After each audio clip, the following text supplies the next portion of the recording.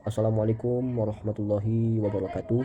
Saya Miftah Heta Alifari, HKI 2C. Dalam video ini saya memenuhi tugas UTS sekalian absensi kehadiran pada pertemuan sebelumnya.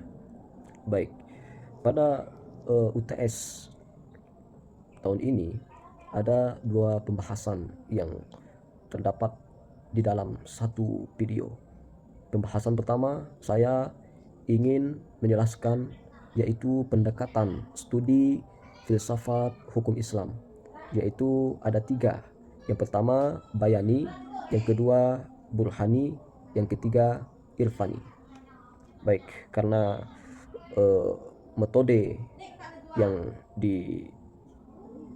ditulis di dalam aturan menyelesaikan UTS yaitu harus menutup mata. Saya akan menutup mata dalam menjelaskan materi yang pertama yaitu pendekatan studi filsafat hukum Islam. Yang pertama adalah metode bayani. Metode bayani adalah metode yang mana menghasilkan suatu hukum itu berlandaskan dengan teks wahyu, yang kita ketahui bahwa wahyu itu yaitu ada Al-Quran dan juga hadis. Jadi orang-orang terdahulu, para ulama, melahirkan suatu hukum itu memakai metode bayani ini, sehingga lahirlah ilmu-ilmu yang sampai sekarang kita gunakan, yaitu ilmu fikih, ilmu kalam dan sebagainya. Memang dalam metode bayani ini teks itu sebagai raja, bukan berarti memang mutlak sepenuhnya para ulama itu melahirkan hukum itu 100% dari teks Al-Quran dan hadis. Namun para ulama dalam konteks ini juga menggunakan ijtihad.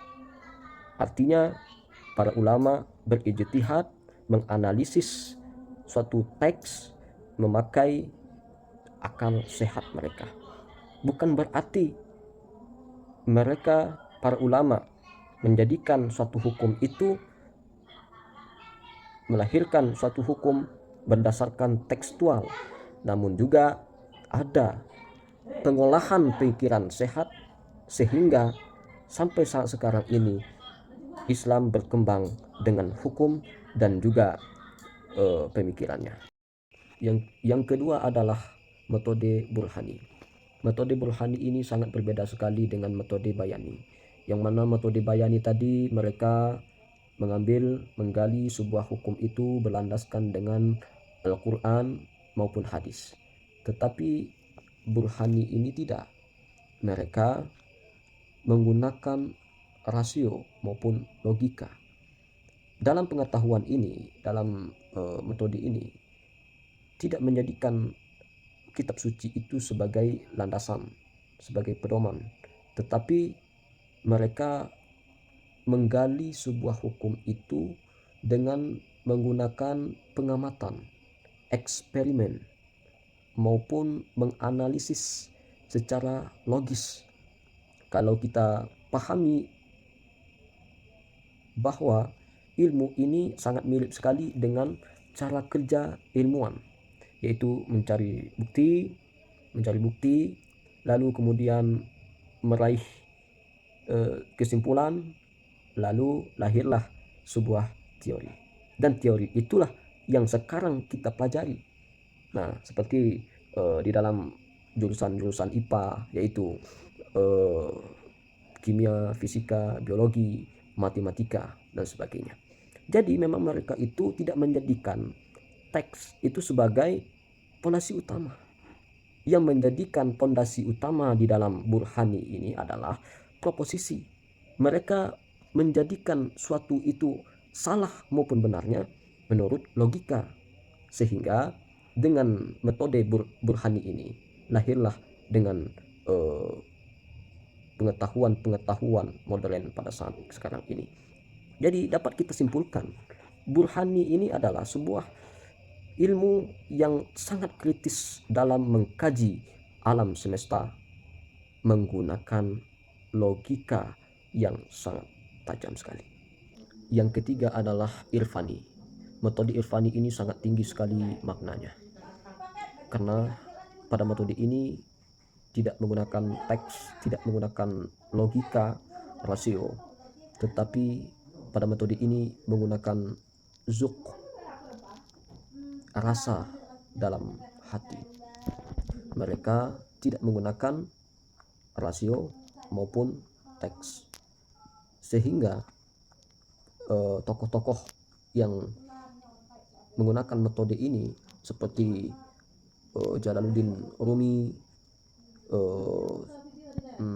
Al-Ghazali, dan juga tokoh-tokoh sufi lainnya, dia melahirkan ilmu yang namanya tasawuf. Ilmu tasawuf sangat dekat sekali dengan ilmu tarekat, yaitu jalan mengenal Allah Subhanahu wa Ta'ala. Mereka menggunakan metode ini untuk meraih kedekatan, pengenalan terhadap Allah, dan meraih pemahaman tentang ilahi. Memang mereka ini sangat berfokus sekali pada akhirat. Namun sayangnya pada sebagian kelompok itu mereka lupa dengan sosial dan juga dunia nyata. Itulah intinya, ilmu irfani ini memang mendahulukan rasa dekat pada Allah, merasa Allah mencintainya, merasa Allah ada pada dirinya, merasa bahwa segala yang diciptakan oleh Allah itu adalah memang sebagai kekuasaan yang sangat besar yang diciptakan oleh Allah Subhanahu wa Ta'ala, sehingga batinnya luluh menangis karena melihat kebesaran Allah Subhanahu wa Ta'ala, karena batinnya menggunakan rasa atau zuk. Ketika batin ini sudah bisa menangis ketika melihat kekuasaan-kekuasaan Allah, hal-hal yang diciptakan oleh Allah, menangis pada seketika itu, itulah yang disebut dengan mandizuk, yaitu orang yang sudah tenggelam pada rasa batinnya yang sangat dekat dengan Allah Subhanahu wa Ta'ala. Jadi itulah ketiga metode yang digunakan dalam Islam ini, yaitu Burhani, Bayani, dan Irfani. Ketiga metode itu tidak bisa dipisahkan. Dalam Islam, ketiga metode ini disatukan menjadi perpaduan yang sangat melengkapi. Kalau misalnya dalam bidang menentukan isbat bulan, kapan kita berpuasa, ya, kapan hari raya, itu bisa menggunakan metode Burhani. Kalau misalnya dalam pengambilan hukum kunut, bagaimana itu hukumnya tarawih, bagaimana tayamum, berwudu, dan sebagainya, bisa itu di dalam fikih, dan fikih itu di dalam metode Bayani, karena mereka mengambil dalam teks Al-Quran dan juga Al-Hadis. Kalau tidak ada dalam keterangan Al-Quran, maka lihat di dalam hadis. Namun yang ketiga, yaitu kalau untuk penyucian diri, kita gunakan dengan menggunakan metode Irfani. Jadi memang ketiganya tidak bisa dipisahkan. Dengan adanya metode ini, Islam sangat lengkap, saling melengkapi antara satu dengan yang lain, tidak kaku, sehingga dari segala sisi Islam ini mempunyai metodenya masing-masing. Baiklah, itu materi dari saya yang pertama. Kita masuk pada materi yang kedua. Setelah materi yang pertama saya sampaikan, masuk pada materi yang kedua, yaitu sumber hukum Islam as-sunnah, dan metodenya juga tutup mata. Yang materi kedua, as-sunnah. As-sunnah itu kita bagikan menjadi dua, ada secara bahasa, ada secara istilah. Secara bahasa, as-sunnah itu adalah sebuah perbuatan, kebiasaan, baik itu perbuatan baik maupun perbuatan buruk. Sedangkan dalam segi istilah, as-sunnah itu adalah sebuah perbuatan Rasulullah Shallallahu Alaihi Wasallam berhubungan dengan hukum Islam, baik itu berupa qauliyah, ucapan Rasulullah, fi'liyah, perbuatan Rasulullah, taqririyah, suatu persetujuan dari Rasulullah Shallallahu Alaihi Wasallam. Kita masuk pada contoh pada sunnah ini. Yang pertama yaitu sunnah qauliyah. Sunnah qauliyah ini adalah sunnah yang berkenaan dengan ucapan Rasulullah Shallallahu Alaihi Wasallam. Contohnya, la dororo wala diroroh. Janganlah membahayakan diri sendiri maupun orang lain. Yang kedua, contoh dari sunnah fi'liyah, perbuatan, yaitu segala perbuatan-perbuatan Rasulullah Shallallahu Alaihi Wasallam. Ya, contohnya seperti sholat, zakat, dan sebagainya. Misalnya dalam suatu hadis, "Shallu kama ra'aitumuni usolli." Salatlah kamu sebagaimana kamu melihat aku salat. Yang ketiga, sunnah taqririyah. Sunnah taqririyah ini adalah sunnah yang mana Nabi Muhammad itu mempersetujui antara satu pihak dengan pihak yang lain. Misalnya pada zaman Rasulullah, ketika itu ada sahabat Nabi yang dalam perjalanan, datangnya waktu sholat. Ketika waktu sholat itu tiba, tidak ada air untuk berwudu, maka berlakulah dalil Al-Quran, falam tajidu ma'an fatayammamu sa'idan thayyiba. Maka kalau tidak dapat air, tidak ada air, maka bertayamumlah dengan sa'idan thayyiba, tanah yang baik, tak najis. Maka pada saat itu sahabat Nabi bertayamum lalu sholat. Ketika waktu sholat belum habis, ada air. Ada sebagian sahabat Nabi itu mereka ulangi sholatnya karena mendapatkan air. Ada lagi sebagian sahabat tidak mengulangi sholatnya karena sudah bertayamum. Lalu dalam pandangan Rasulullah SAW mempersetujui keduanya. Itulah yang disebut dengan sunnah taqririyah. Selanjutnya, dalil yang menjadi absahan as-sunnah, yaitu yang pertama, na'udzubillahi minasyaitonirrajim, bismillahirrahmanirrahim. Ya ayyuhalladzina amanu atti'ullaha wa atti'ur rasula ulil amri minkum fa in tanaza'tum fi syai'in farudduhu ila Allah war rasul in kuntum amantum billahi wal yawmil akhir. Dzalika khairu wa ahsanu ta'wila. Yang kedua, laqad kana lakum fi rasulillahi uswatun hasanah liman kana yarjullaha wal yawmal akhir wa dzakarallaha katsira. Yang ketiga, may yuti'ir rasula faqad ata'a Allah faman tawalla fama arsalnaka 'alaihim hafidha. Selanjutnya, yaitu fungsi dari as-sunnah itu ada secara umum maupun secara khusus. Secara umum, fungsi as-sunnah itu adalah bayyin, penjelas. Yang kedua, tabayyin, atau menjelaskan isi ayat Al-Quran yang belum dijelaskan.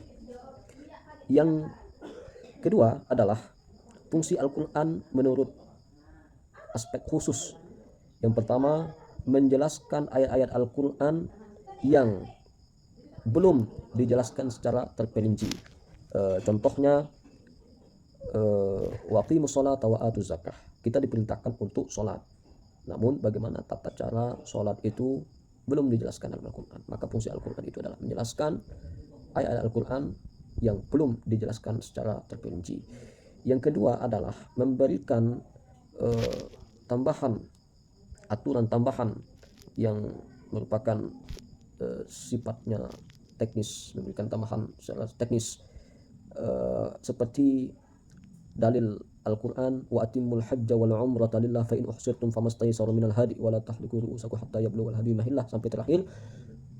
Kita diperintahkan untuk menyempurnakan wa atimul hajja wal umrah lillah, menyempurnakan haji dan juga umroh. Namun teknisnya bagaimana?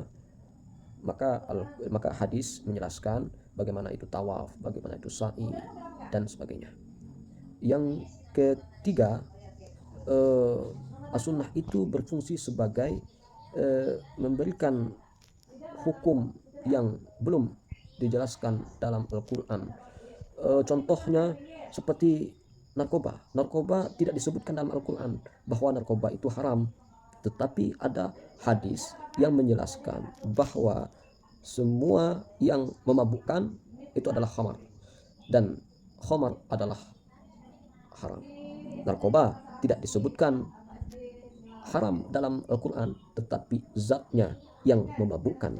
Segala yang memabukkan adalah khamar, dan khamar adalah haram. Selanjutnya kita masuk pada slide, yaitu masalah as-sunnah terhadap Al-Quran. Ada 5 bayan. Yang pertama bayan tafsir, yang kedua bayan taqrir, yang ketiga bayan tawdih, yang keempat bayan tasyri', yang kelima bayan taqyid. Kalau bayan tafsir itu fungsinya adalah untuk menjelaskan ayat-ayat yang bersifat global. Yang kedua adalah bayan taqrir. Bayan taqrir itu fungsinya untuk mempertegas ayat-ayat dalam Al-Quran. Yang ketiga adalah taudih, untuk menjelaskan hikmah atau sebab-sebab di dalam Al-Quran. Yang keempat adalah bayan tasyri'. Bayan tasyri' ini adalah menetapkan sebuah hukum, ayat-ayat yang dapat dijadikan sebagai penetapan hukum. Yang kelima adalah taqyid. Bayan taqyid ini membatasi hukum-hukum. Penjelasan singkatnya, klarifikasi hadis. Kalau kita melihat dari kualitas sanad, kalau yang paling tinggi hadis sahih itu adalah hadis yang bersambung langsung dengan Rasulullah SAW dan perawinya sangat kuat sekali hafalan. Yang kedua adalah hadis hasan. Hadis hasan itu merupakan hadis yang mana mirip sekali dengan hadis sahih, tetapi perawinya agak kurang kuat hafalannya. Yang terakhir adalah hadis dhaif atau hadis yang lemah, yang tidak termasuk kategori di dalam syarat-syarat hadis, tidak memenuhi syarat-syaratnya. Lalu menurut dengan tujuan ataupun filsafat hadisnya ada 3. Yang pertama koherensi. Koherensi itu berdasarkan pikiran, logika, dan akal sehat. Yang kedua korespondasi. Korespondasi itu berdasarkan kenyataan. Yang ketiga pragmatis, yang bisa memberikan manfaat. Baik, itulah penjelasan materi dari saya, Miftah Heta Al-Ghifari, yang tercantum 2 materi di dalam 1 video.